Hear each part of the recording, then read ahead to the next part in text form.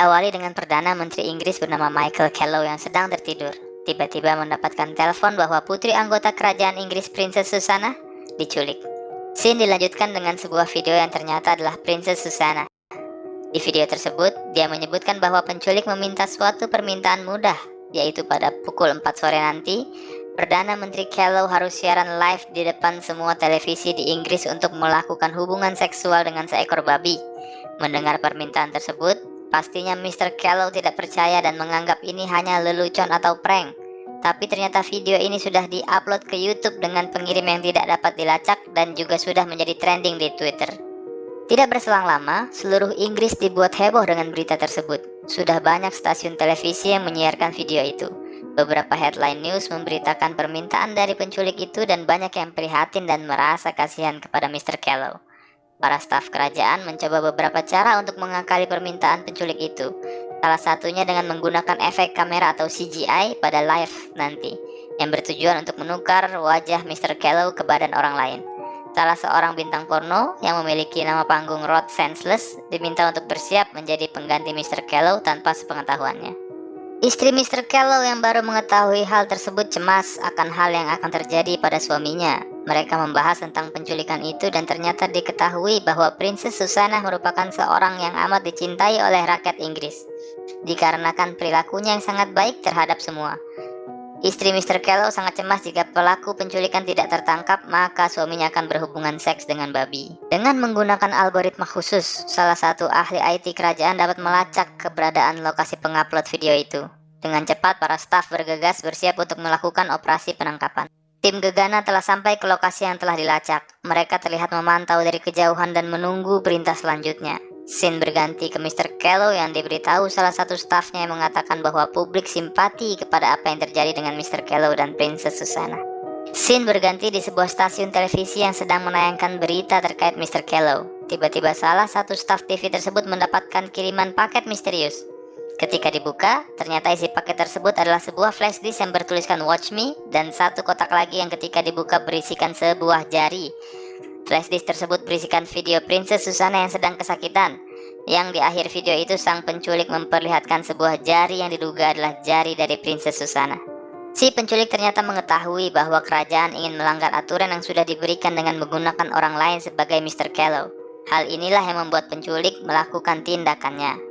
Berita ini dengan cepat langsung menyebar. Mr. Kellow yang mengetahui hal ini bingung akan apa yang terjadi. Ternyata ide untuk menggunakan CGI sebagai pengganti Mr. Kellow itu adalah ide salah satu staf yang tidak memberitahu Mr. Kellow sebelumnya. Mengetahui bahwa putri kesayangan negara terancam bahaya, dengan cepat publik langsung berubah haluan. Publik yang tadinya bersimpati dengan Mr. Kellow, sekarang malah mengecam Mr. Kellow.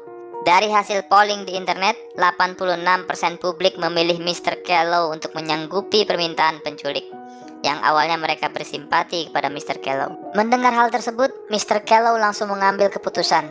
Dia menyuruh agar tim gegana segera mendobrak masuk ke dalam area yang sudah dipantau sebelumnya. Malaika, seorang staf stasiun televisi, diam-diam merekam aksi polisi yang melakukan penggerebekan dengan info lokasi yang ia dapat dari staf kerajaan dengan sogokan foto hot.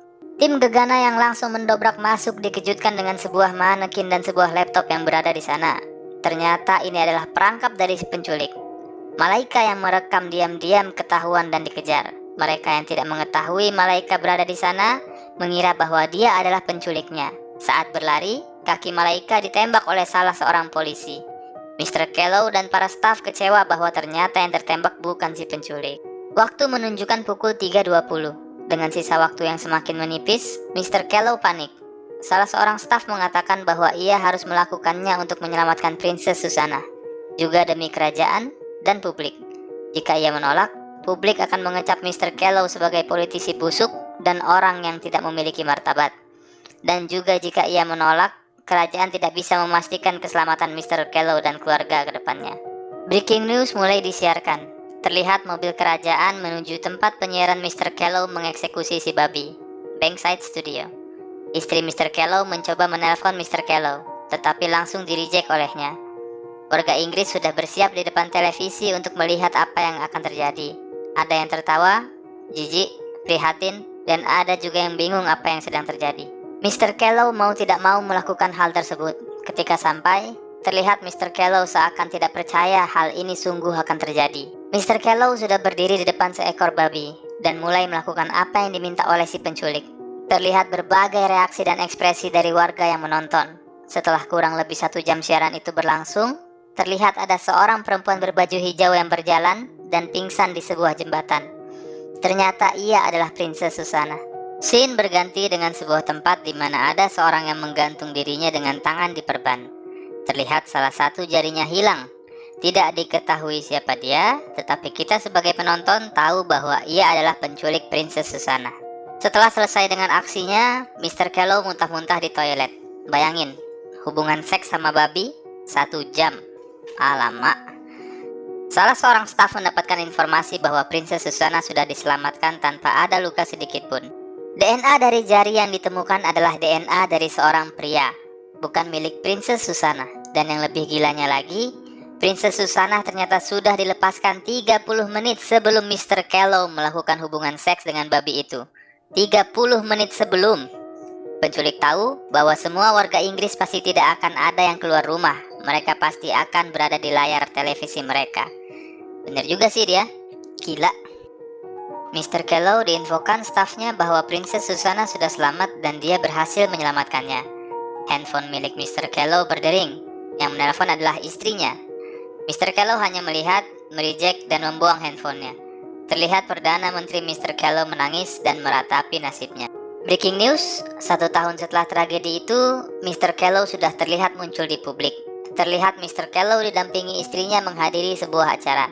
Princess Susana juga muncul ke publik untuk memberitahukan kehamilannya.